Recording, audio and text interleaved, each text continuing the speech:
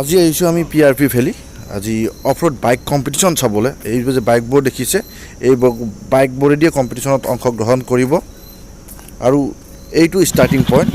এই ষ্টাৰ্টিং পইণ্টৰ পৰা প্ৰায় 6 কিলোমিটাৰ ঘূৰি আহিব লাগিব অফ ৰোড, আৰু যোনে কম টাইমৰ ভিতৰত ঘূৰি আহি পায় তেখেতেই কম্পিটিশ্যনত ফাৰ্ষ্ট হ'ব।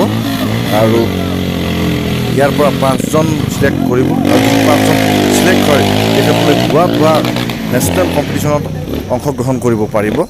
এইটো নৰ্থ ইষ্টৰ ভিতৰত প্ৰথম পাতিছে অসমত এনেকুৱা off road bike race competition. তো চাই লওক কেনেকুৱা লাগে।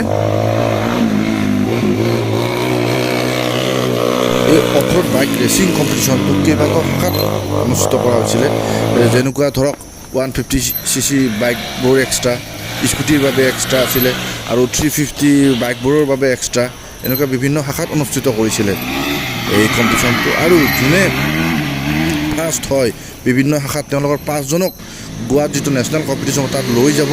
যিটো নৰ্থ ইষ্টতো বাইক ৰাইডাৰ বহুত আছে বা এনেকুৱা ৰেচত ভাগ ল'ব খোজা ল'ৰা ছোৱালী আজিকালি বহুত আছে, সেইবোৰ উৎসাহিত জনোৱাৰ বাবে আৰু ইয়াৰ পৰা উলিয়াই অসমৰ পৰা বা নৰ্থ ইষ্টৰ পৰা উলিয়াই লৈ যোৱাৰ বাবে এই কম্পিটিশ্যনটো অনুষ্ঠিত কৰিছিলে। ইয়াতে আমাৰ নৰ্থ ইষ্টৰ প্ৰায় 51গৰাকী এই বাইক ৰাইডাৰ্ছ বা প্ৰতিযোগীয়ে অংশগ্ৰহণ কৰিছিলে।